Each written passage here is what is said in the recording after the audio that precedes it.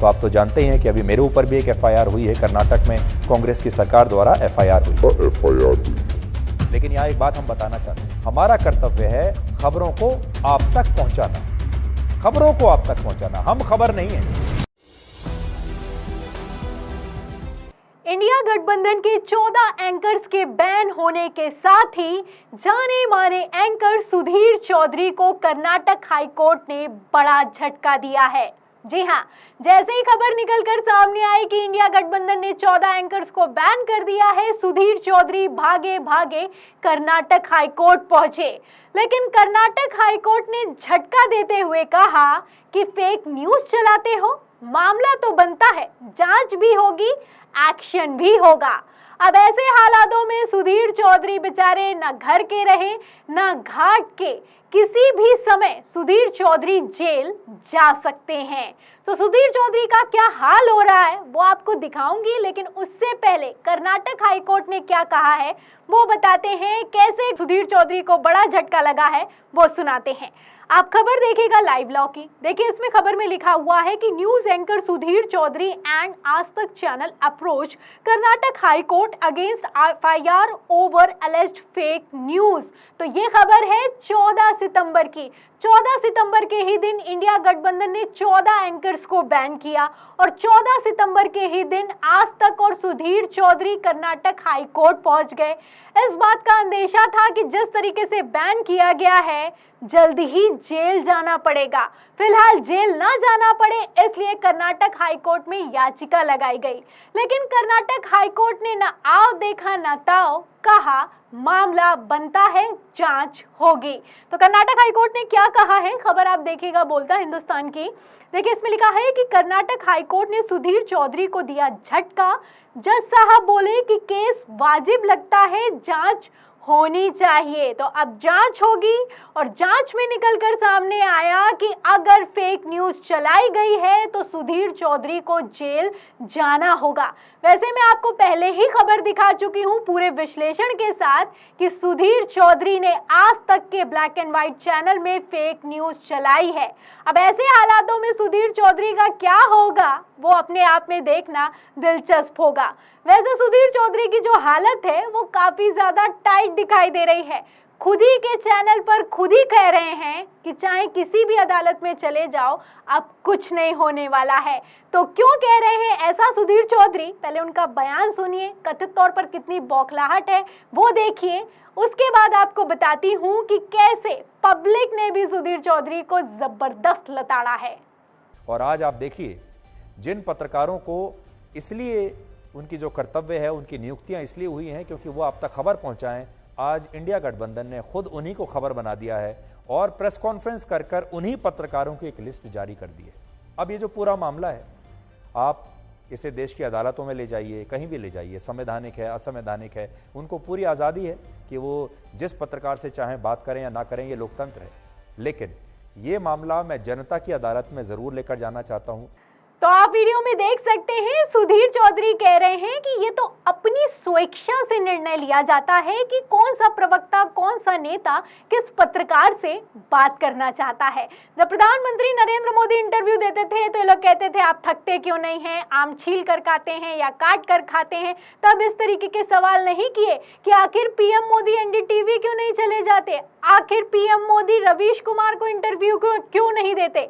अब जब इंडिया गठबंधन नहीं दे रहा है तो आप देख सकते हैं कि किस तरीके की बातें की जा रही हैं कि हम किसी भी अदालत में चले जाएं, इसमें अदालत में कुछ नहीं होने वाला है। जिस तरीके से हमें बायकॉट किया गया है वो बायकॉट बरकरार रहेगा। ये सुधीर चौधरी अच्छे से जानते हैं कि इसको लेकर कहीं भी किसी भी अदालत में कोई फैसला नहीं सुनाया जा सकता है, पहली बात। और दूसरा, आपने देखा कि भले ही किसी अदालत में, सुधीर चौधरी का कहना है कि भले ही किसी अदालत में ये मुद्दा नहीं उठा सकता हूं मैं, लेकिन जनता की अदालत में जरूर उठाऊंगा।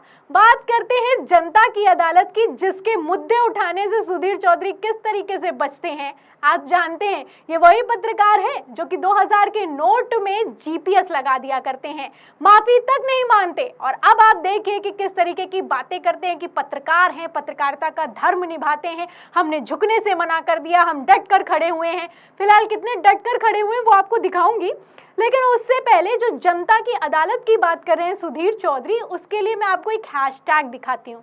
आप देखिए, सोशल मीडिया पर ट्रेंड कर रहा है हैशटैग सुधीर चौधरी और हैशटैग गो बायकॉट गोदी मीडिया, हैशटैग चिंदी मीडिया। तो इस तरीके की चीजें सोशल मीडिया पर ट्रेंड कर रही हैं।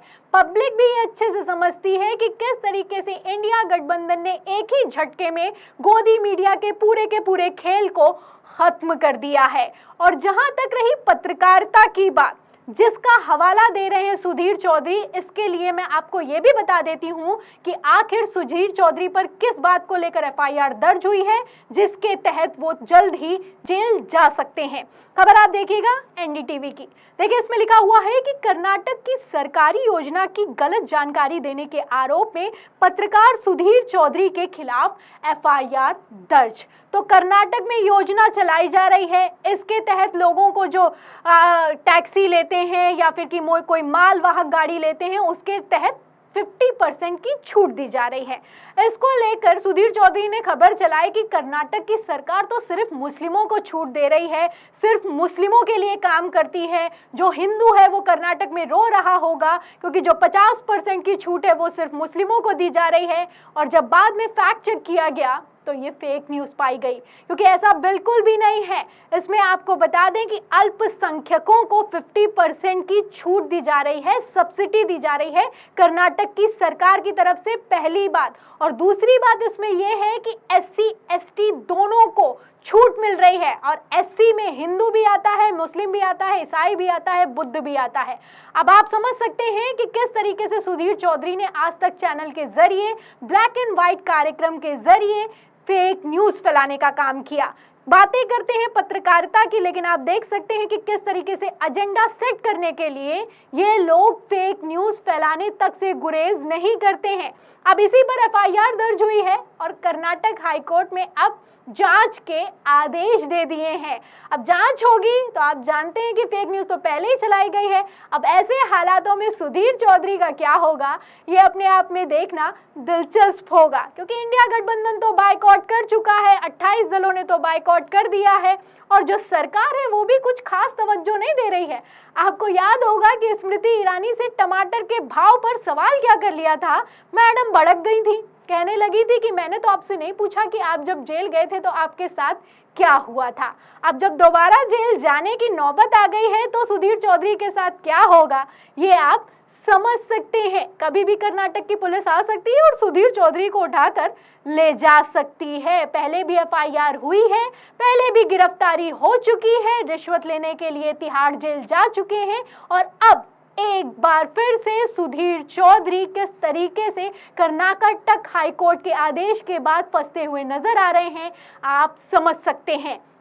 आपको बता दूं कि इसी खबर पर नेशनल फोरम कांग्रेस की तरफ से लिखा गया है कि ब्रेकिंग, आज तक एक एंकर सुधीर चौधरी को कर्नाटक हाईकोर्ट ने बड़ा झटका दिया है। फर्जी खबर चलाने के मामले में अपने खिलाफ जांच पर रोक लगाने के लिए सुधीर चौधरी ने उच्च न्यायालय का दरवाजा खटखटाया था। तो उन्हें लग रहा था कि राहत मिल जाएगी, लेकिन हाईकोर्ट ने तो उल्टा ही सुना दिया।